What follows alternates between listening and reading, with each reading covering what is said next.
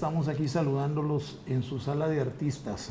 En esta oportunidad tenemos la gratísima visita, la gratísima presencia de un escritor, periodista, comunicador social y sobre todo profesor universitario, de las figuras de la intelectualidad más importantes del oriente de nuestro país.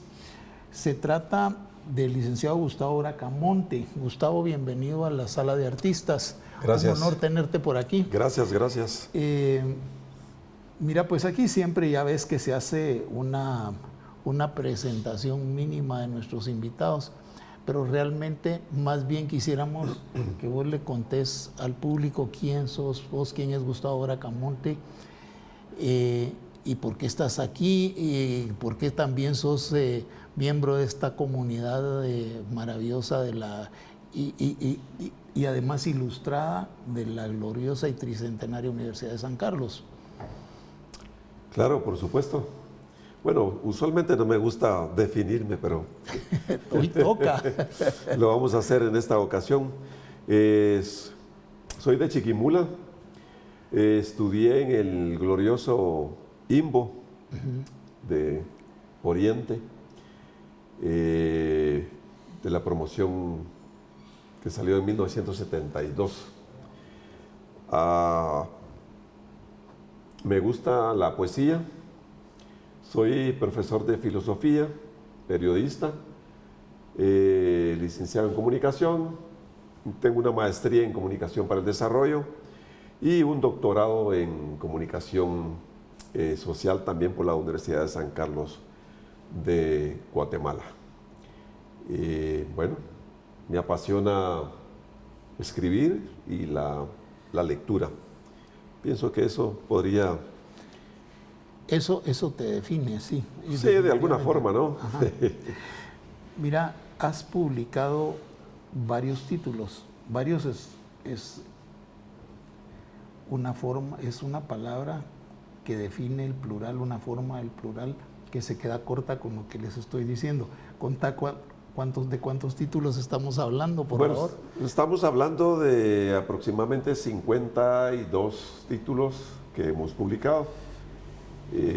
Varios, así como este es el más reciente, digamos, del año pasado. Son, bueno, que es autofinanciable. Ya me van a sacar de la casa porque no doy...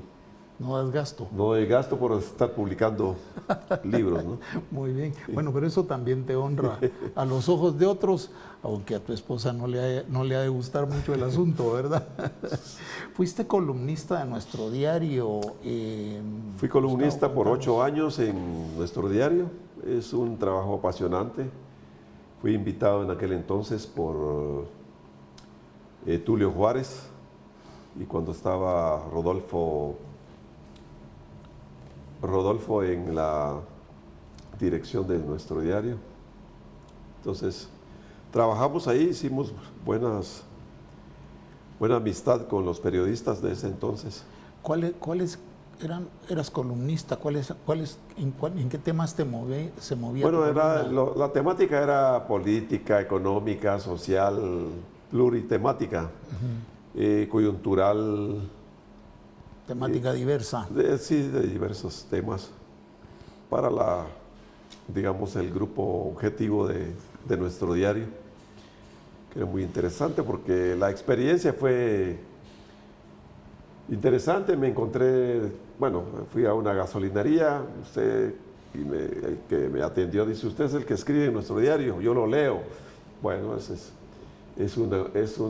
para mí es un orgullo que usted me lea, ¿verdad? Y cuestiones así, también como escribíamos temas bastante conflictivos, entonces también teníamos discusiones con la gente, los lectores, que eso es lo fabuloso, ¿no? Generar, digamos, diálogo, discusión, lo cual no hay mucho en este país. Bueno, mira, pues ahora regresemos un poco en el tiempo. Regresemos al momento de tus asideros en la poesía. Porque todo esto de lo que venimos hablando es como el resultado de la acumulación de conocimiento, la formación, la conclusión de procesos educativos, todo eso, ¿verdad?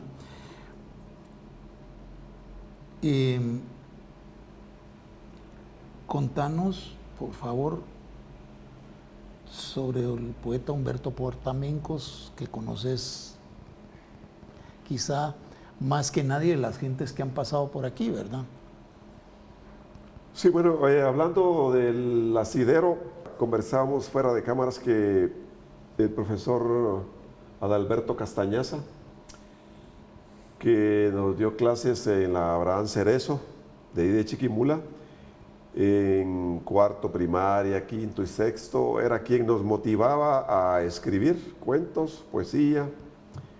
Entonces, de ahí comienza, digamos, a trabajar. Además, desde pequeños ya empezamos a leer. Luego entré a básico, también ya leíamos con Marco Antonio Aguilar, que éramos compañeros, que ahora es abogado. Leíamos, por ejemplo, íbamos al Banco de Guatemala a leer, y luego salíamos de ahí porque nos sacaban a las 9. De las 9 a la noche ya nos sacaban y nos íbamos al parque a discutir lo que habíamos leído, porque cada quien leía un libro diferente, una novela, etcétera. Desde ahí incluso ya empezábamos a leer a Platón, a Enrique Rodó, de la filosofía esta moral para los jóvenes en aquel entonces, Ariel, ¿verdad? Precisamente. Luego otro de los asideros que ya en el limbo leía a un poeta hondureño, Villeda, de apellido, que me ilusionó también en la poesía. Luego entramos con Humberto Portamencos, quien llegaba a la casa a reunirse con mi padre. Bueno, eran de trago así fuerte, ¿no? Entonces ahí luego de unos par de vasos ya empezaba a declamar su poesía, el señor presidente, etcétera. Y nosotros ahí en el pretil, ¿verdad? Precisamente me quedaba agazapado en el pretil, escuchando su poesía. Ese era uno de los momentos fabulosos con que conocí a Humberto Portamencos. Como era niño, pues no entraba en conversación con él. Uh-huh. Luego, digamos, estando en el diversificado, me encontré con mi padre. Le llegó un campesino que llegaba con él, que no recuerdo su nombre, en este momento no recuerdo su nombre, pero el campesino llegó y me dijo, apenas tenía tercero primaria tal vez, uh-huh. Llegó y me dijo, ¿están estudiando filosofía en el limbo? Sí, le dije. Decime quién era Platón. Y bueno, algo había leído de Platón y le expliqué quién era, pero él empezó y me dijo, se extendió con relación a Platón, y yo me quedé impresionado, ¿no? Porque era un señor que venía de una aldea y que me hablara de Platón y de otros filósofos, y eso me impresionó. Y además de impresionarme, me motivó a seguir leyendo a filósofos, de tal cuenta que estudié filosofía, ¿no? Él era un campesino, sin embargo, trabajaba de limpieza con el abogado Rodríguez. Si no mal recuerdo, fue asesinado por gente del MLN. Y tenía una biblioteca grandísima. Y él leía, pues. El señor... El señor entonces, pues eso me entusiasmó más. Porque además mi padre era buen lector, no había muchos libros, pero sí leía. Bohemia, por ejemplo, una revista de aquel entonces, ¿verdad? Buena. Entonces, pues ese, digamos, El contexto el de contexto. tus asideros. Los asideros, Humberto Portamencos escribía sus poemas en lo que le llamamos nosotros chuspas de cigarro, ¿verdad? El papel de los El cigarros. papel de los cigarros se escribía. El papel metalizado de los cigarros. Exactamente, metalizado ahí escribía, entonces, vaya, es una buena forma de tener, digamos, usar los recursos, ¿no? Y pues me lo encontré en varias oportunidades, en el Limbo en una oportunidad, en el teatro, en el Cine Liu, en otra y así sucesivamente. Fíjate que esto que contás de este señor que llega y te pregunta por Platón, a mí me pasó en otro sentido. Tenía en San José la Reforma un amigo con un amigo muy querido. San José la Reforma de Zacapa, ¿no? Zacapa, sí. Un padre de unos abogados prominentes, Cordón, don Nino Cordón, de grata memoria. Saludo a su familia. Y entonces un día llego yo a buscarlo y me dice su hija, mire, está en aquella casita, como a unos 300 metros. Vaya a buscarlo ahí. Y yo atravieso el sitio y llego a la casita, una casita vieja. Él estaba acostado en una hamaca. Y abajo de la hamaca había un rimero de libros. Y el hombre tenía entre las manos La rebelión de las masas, vamos, de Ortega y Gasset. De Ortega y Gasset. Y entonces, pues, eso afianzó mi amistad con él. Era un hombre leído y muy cultivado, don Nino. ¿Con qué razón sus hijos llegaron a ser quienes fueron o quienes son? Les he perdido la pista. Ortega y Gasset, en esta rebelión de las masas, la anécdota es que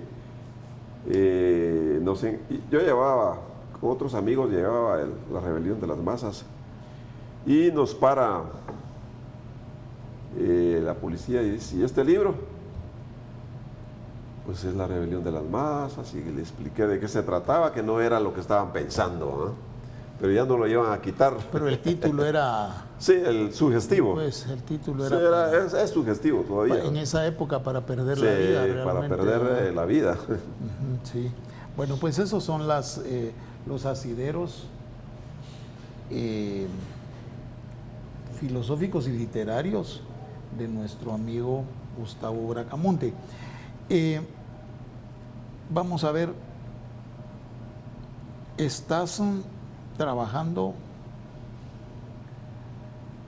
trabajaste seriamente para llegar a tu primera publicación en 1977, ¿verdad? ¿Qué publicaste ahí? ¿Qué recordás de eso ya luego de casi 50 años de la publicación? Sí, fue mi primer texto, se llama Ensueño de Juventud. Este incluye poesía de juventud, ¿no? Por ejemplo, poesía amorosa, poesía dedicada a Chiquimula. Es un folletito que me costó, no sé si 100 o 200 o 500, no recuerdo exactamente, 80 quetzales. Trabajaba ya como maestro de primaria en San Jacinto, en la escuela José Ángel Palma. Ahí daba segundo primaria, pero no tenía los 80. Entonces tenía una novia, y Blanca se llamaba. Y le dije, fíjate que no tengo para ir a sacar mis libros, me faltan 5 quetzales. Bueno, yo te los regalo, me los regaló y fui a sacar mis libros. Esa es la primera publicación. Me ilusioné tanto que solo me quedó uno por ahí en la biblioteca de la casa. Lo debo de tener, pero que realmente ese es el primer impulso que tuve. Luego seguí publicando textos en stencil, que me metí bueno, trabajé mucho con jóvenes en una agrupación que se llamaba Operación Amigo, que la dirigía Andrés Girón. El padre Andrés Girón. El padre Andrés Girón, que era hermano de La Salle en ese momento. Y trabajamos, bueno, con él conocimos realmente la realidad de nuestro país. Se hacían análisis de la estadística de la pobreza que había en Jocotán, Camotán, etc. San Juan de Ermita, que había mucha pobreza. Entonces, partiendo de ahí también, eso alimentó pues los textos tus textos del primer libro, ¿verdad? Ajá. Del primer folletito, digamos. Pero lo vamos a llamar libro, porque dicen que el libro tiene que pasar de 100 páginas. De la primera publicación, ¿verdad? Se llama Ensueño de Juventud. Del poeta hondureño ese no recordás su nombre. No lo recuerdo, no. En esa época yo recuerdo mucha gente del pueblo mío que cabalmente estudiaba en el Limbo, casi todos son maestros, o eran, algunos ya partieron. Había, siento yo, siempre pensé, mucha influencia dariista, mucho dariano, mucha gente influida por Darío, por las lecturas de Darío. Había uno en particular que supongo que habrá sido compañero tuyo, que el tipo llegaba estábamos ahí en las vacaciones juntos compartiendo el pueblo, y entonces el tipo se ponía a declamar poemas de Darío, pero solo declamaba poemas de Darío, a vos. Yo tuve la impresión de que algún maestro haber sido muy influido por Darío para que esto llegara hasta allá, ¿verdad? Porque pues él era realmente representante de la generación esa de ustedes, ¿verdad? Yo era menor que ellos. Bueno, realmente en esa época había mucho entusiasmo por escribir, por la poesía. No solo, digamos, por los profesores que impulsaban eso, Max Argueta, por ejemplo, don Maxito, Perla Lobos, que impartía el curso de literatura, que era muy, muy buena. Ellos nos impulsaban a declamar también, por ejemplo, era obligación en idioma español declamar. Y de esa cuenta yo participé en un certamen de declamación, incluso de oratoria. Me recuerdo que participé a nivel nacional en Jalapa, y un día que fui a Jalapa me encontré al que me ganó, que sacó el primer lugar. Yo, si no mal recuerdo, obtuve el segundo lugar en esa oportunidad, por ejemplo. Pero había mucha efervescencia de lo literario. Teníamos hay poetas como, por ejemplo, Raúl Mejía González, que seguramente estaba influido por Darío y otras corrientes del romanticismo, porque él era muy romántico. Mario Morales Monroy también, que a él también lo conocí. ¿Mayor que vos? Sí, era mayor que yo. Porque, por ejemplo, él escribió un libro que se llama Bruma del Silencio. Y yo quería ese libro, pero no tenía dinero para comprarlo. Entonces se lo pedí a su hermana, y la hermana me dijo, no te lo doy. Entonces me dispuse a obtener ese libro hasta que lo compré.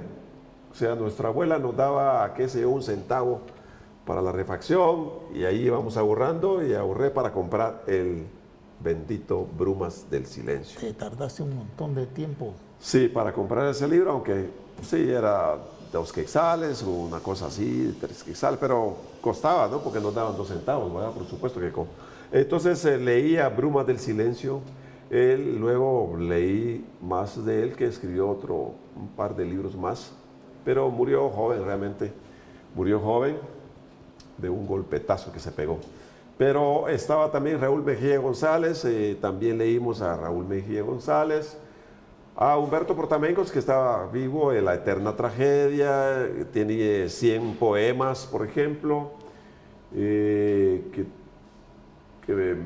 tengo por ejemplo, un verso de un poema que jamás te desesperes, conserva siempre la esperanza, que el tiempo siempre avanza y en un minuto o en un segundo puede transformarse tu vida o transformarse el mundo. Se me pegó, se me adhirió a la memoria, como no tenés una idea, porque además me ha ayudado que las cosas cambian, ¿no? Como decía Heráclito, está en constante cambio. Teníamos entonces a él, a Ismael Serna. De Ismael Serna, solo un par de poemas, ¿no? Que son los que más, El Perdón, que se conocen, pero él escribió más. Sí, escribió mucho ahí más en pescado. Ipala han publicado algunos compañeros, me parece que Lima ha publicado algunos poemas más de Ismael. Pero estos son los grandes poetas, digamos. De la región. De la región, ¿verdad? Me das un momento. Fíjate que se nos acabó el primer segmento. Volvemos en un momento con Gustavo Bracamonte a su sala de artistas. Nos falta lo mejor siempre está por venir. No se vayan, se los ruego.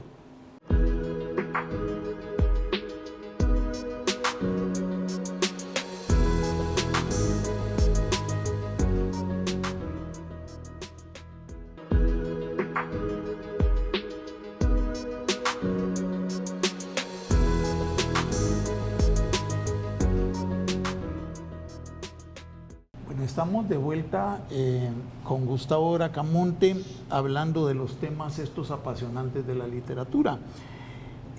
Vamos a ver, te dejé ahí una moneda en el aire.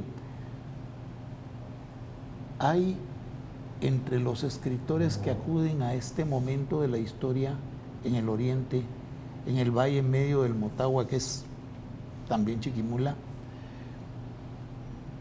hay un escritor que vaya a escribir la gran novela de Oriente, que no ha sido escrita. Uy, yo pienso que no. Todavía no. Todavía no. Y por eso es que enfatizo que hay que promover la literatura, promover la cultura en general, la pintura, la música y todo, porque es que si no hay, digamos, si no hay con qué, si no hay, digamos, herramientas, si no hay formación, si no hay lectura, si no hay, ¿qué va a salir? No sale.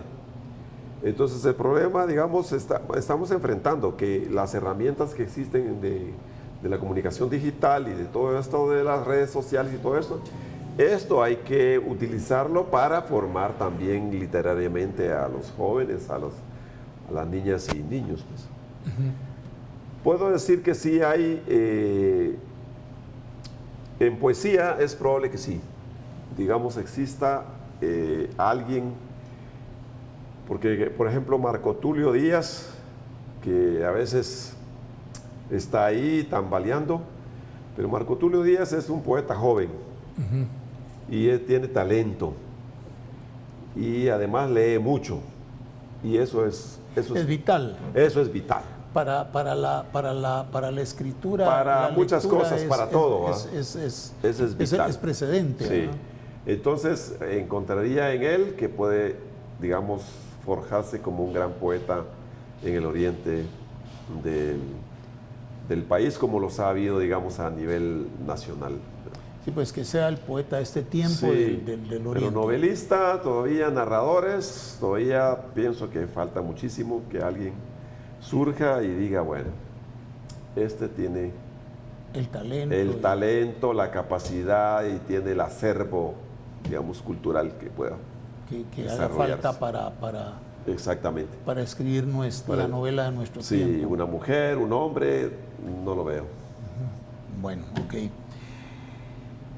Ahora vamos a hablar de tus publicaciones. y vamos a empezar de atrás para adelante. Contanos de la mujer que daba de comer a las palomas, o que da de comer a las palomas. Sí, este es un texto que se publicó el año pasado. Digamos, es el reciente, ¿no?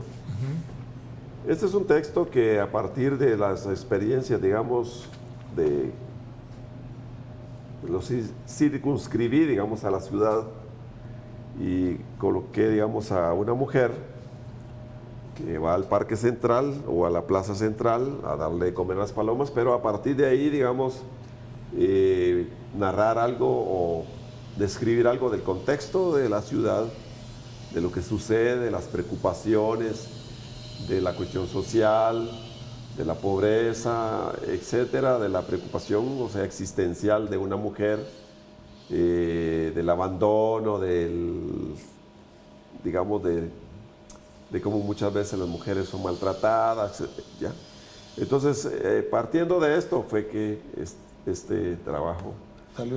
salió este trabajo. ¿Ya? Contanos sobre las otras publicaciones que...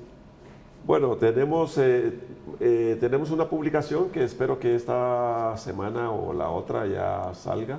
Se va a hacer en El Salvador. En la UCA se va a imprimir. Esta se llama La dulce música del crepúsculo, que es un verso de una poeta mexicana que cumplió este año 100 años de nacimiento. Rosario Castellanos. Rosario Castellanos, la gran Rosario Castellanos.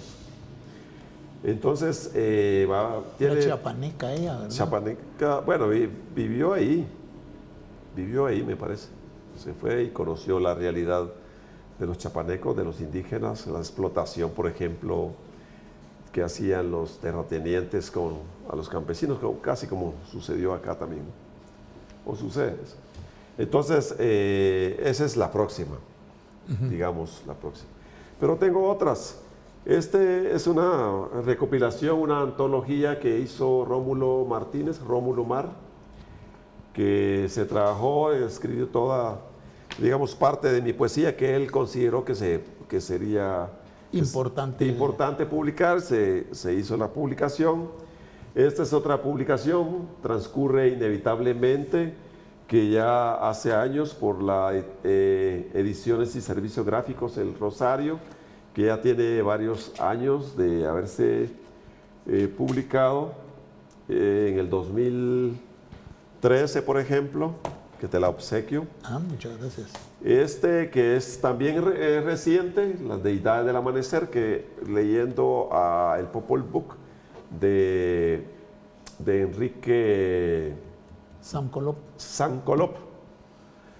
Leyendo, entonces dije, vamos a escribir poesía partiendo de esta lectura, y entonces la portada es de mi hijo, que es Ixquic, ¿no? Algo así de la calavera, digamos, que pintó, que la tenía pintada. Le dije, bueno, regálame para la portada de mi libro Las Deidades del Amanecer, que también fue de Ediciones y Servicios Gráficos el Rosario. Entonces, la poesía de ahí es... Pero actualizando, digamos, algunos datos, solo leo un fragmento, ¿ah?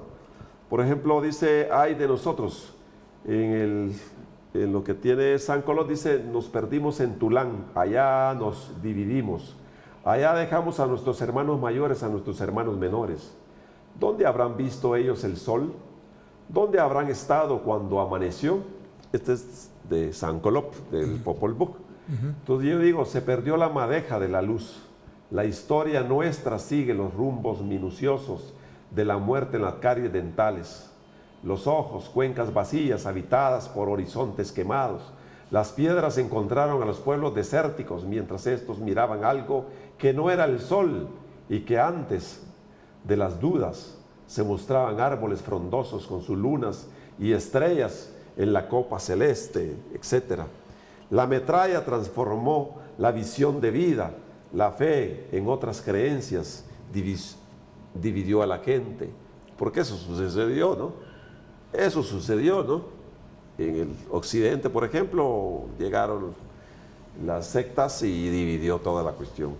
Tengo este otro también que cuando el Chiquimula cumplió 200 años de ser ciudad, recopilé, se llama Memorial de Pájaros, bonito el nombre, ¿no? Memorial de Pájaros, donde se incluye a varios poetas de Chiquimula que hablan acerca es poesía de poetas que hablan. Por ejemplo, solo les leo los nombres de a quién incluí acá.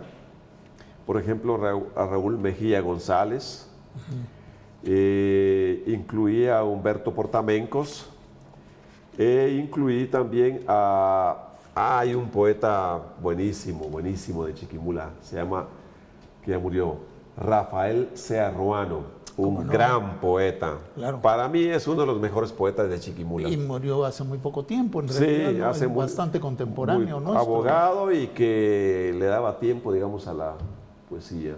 Él mismo cuenta que por darle de comer a la familia tenía que trabajar como abogado, pero le hubiera gustado solo escribir poesía. Escribió una poesía preciosa. A mi juicio, uno de los mejores poetas de Chiquimula, Aquiles Pinto Flores. Ah, sí, también. Fue embajador nuestro en Colombia, ¿verdad? Sí, en Colombia cuando fue secuestrado. También a Miguel Ángel Vázquez. Ah, sí, el poeta de la Nada más Revolución. y nada menos que secretario de Miguel Ángel Asturias. El poeta de la Revolución. El poeta de la Revolución. Por ejemplo, tengo aquí a varios.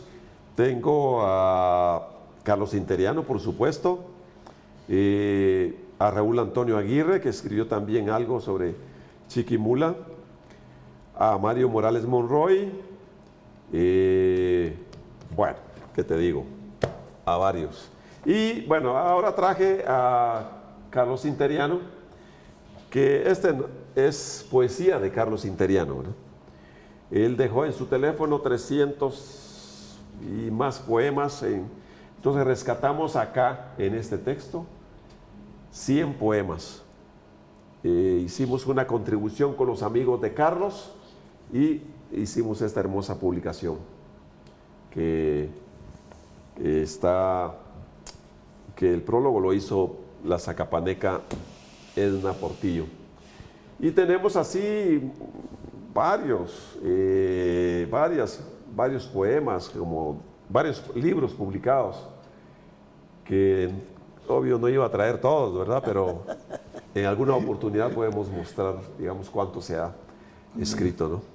Muy bien, vamos a pasarnos muy brevemente a otro tema. Te iba a pedir que hablaras de Carlos, pero ya hablaste. Tu proyecto de pintura y poesía con Enrique Cay. Sí, este fue un proyecto, Enrique Cay, que fue alumno en el Instituto Indígena Santiago, y yo tuve la oportunidad de darle clases. Y somos amigos. Precisamente la semana pasada fui a visitarlo allá a su lugar no donde vive, sino donde tiene el taller a Fontavela.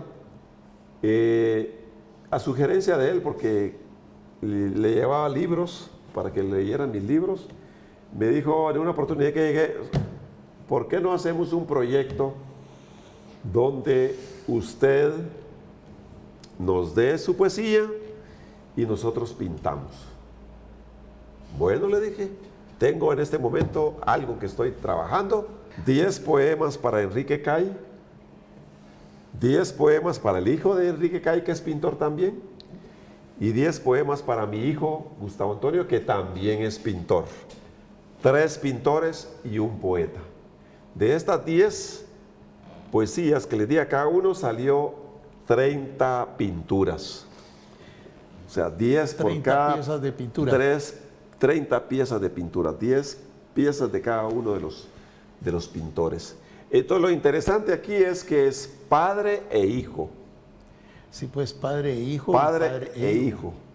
Entonces, esa es la otra parte, digamos, interesante. Esta se hizo, la superficie de los sueños se llama el libro, y la superficie de los sueños se llama también la exposición de pintura que se hizo en el Museo Ixchel, ¿verdad? Sí, de la Francisco Marroquín.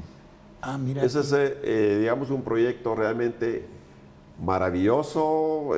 Se llevó a un curador y todo. Fue una cuestión exquisita. Se invitó a la gente que pudo, llegó. Entonces fue algo buenísimo, ¿no? Igual hace poco hizo varios pintores, incluyendo a mi hijo, también hicieron una exposición de esa magnitud, pero solo ellos trabajaron su pintura, no está incluida la poesía. Muy bien. Bueno, mira, pues estamos llegando a la parte final de este programa tan exquisito con vos. Ha sido una gran cosa tenerte aquí. Saluda a tu público, a tus compañeros de esa organización, Encuentros Literarios Zacapa y Chiquimula, esa organización espontánea tan maravillosa, que es una suerte de milagro social eso, ¿verdad? No pasa en el resto del país, tenés razón. No pasa. Así que te pido que por favor les mandes un abrazo, un saludo, que les hagas supas ahí para que siga la cosa, en fin. No, bueno, que sigamos entusiasmados por hacer cosas interesantes como esta, de motivarnos a continuar fomentando la cultura oriental, Zacapa, Chiquimula. Paréntesis, en una oportunidad hicimos virtual el Festival de Poesía del Oriente. Y mi saludo pues a Noé, a Pinto, a Chema, a las chicas que declaman, que son mis amigas, a todos los que han participado, que continuemos participando, esforzándonos para fomentar la cultura del Oriente, en el Oriente y del Oriente. Mi saludo fraternal para cada uno de ellos. Muy bien, pues del lado nuestro, nuestra gratitud por lo que haces por el Valle Medio del Motagua, que es más que el Valle Medio, somos los orientales. Así es. De verdad, mi gratitud por eso, la gratitud seguramente del público, porque estas son cosas que nadie hace, Gustavo. Así que tenés que saber que se le tiene el ojo puesto a ese esfuerzo maravilloso. Ya viste que cuando te hablé no teníamos el gusto, el honor de conocernos, pues la sintonía estuvo cabalmente en torno al proyecto en el que te estás moviendo, ¿verdad? Es decir, también en torno a todo lo que sos como ser humano. Cuando Eva Perón conoce a Perón, lo abraza y le dice: gracias por existir, general. Yo te digo lo mismo, gracias por existir.